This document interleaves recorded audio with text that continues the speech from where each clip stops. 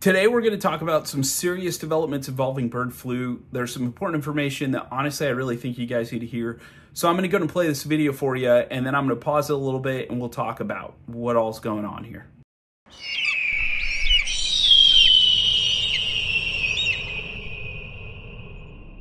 Concerns this morning over bird flu. A man in Mexico infected with the virus has died. Trevor Ault is here now with the details on that story. Trevor, good morning. Good morning. So we know there's been cases of bird flu in humans before, going back several years, including a few recently in the U.S. But this is the first human case of this strain of bird flu. It's called H5N2. Officials in Mexico say a 59-year-old man was infected with it. He was hospitalized and he later died. Okay, now we're going to pause here and stop here for a second. This is big news.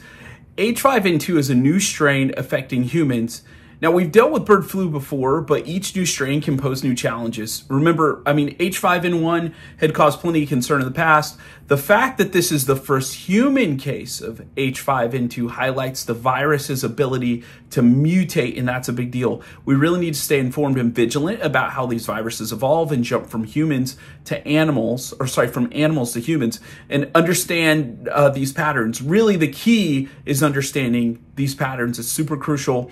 So what's even more important to understand is that situations like these are completely avoidable if we effectively control bird and human interactions using repellents like bird baits as humane repellents. Let's go and move on. Let's see what else they have to say on this. Some important things to know here. Officials say that this man had multiple underlying medical conditions. He'd been bedridden for 3 weeks from other medical complications before the onset of these bird flu symptoms. And he also said he had no reported contact with animals, but Mexico has been dealing with H5N2 spreading in poultry, so it is possible that he had some contact with infected poultry and he just didn't remember it. Now, here in the U.S., though. Okay, so let's dissect this part. The man had multiple underlying conditions. He was bedridden. That made him more susceptible. You guys remember a little bit, COVID was kind of that way too, where if you had some underlying conditions, it would cause some other things. He had no reported contact with animals, yet Mexico is dealing with the H5N2 in poultry. So this suggests that there could be some unknown transmission paths. It's a stark reminder that dealing with pest birds and the diseases they carry is really crucial.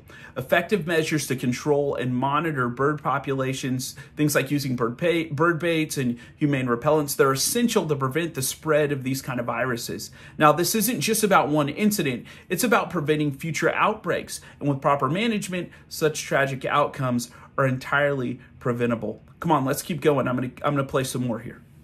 There have been 3 recent reported human cases of H5N1. So that's a different strain we've seen going back years. It has recently been spreading among animals, including livestock.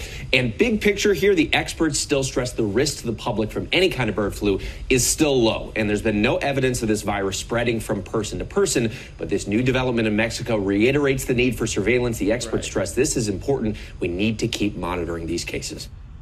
Right, so this is really critical. The experts assure us that the public risk remains low and there's no evidence of human-to-human transmission. And honestly, that's reassuring, but we can't let our guard down. Surveillance and monitoring are key to catching these cases early and preventing other outbreaks that are wider, much wider spanning. Again, you guys saw what happened on the COVID side. So we need a robust system to detect and respond to these threats really swiftly. Now, I always want to make sure here, let's not overlook the human element. Our thoughts and our prayers, of course, are with the family of the deceased. It's a tragic loss, and their suffering underscores why vigilance is so important.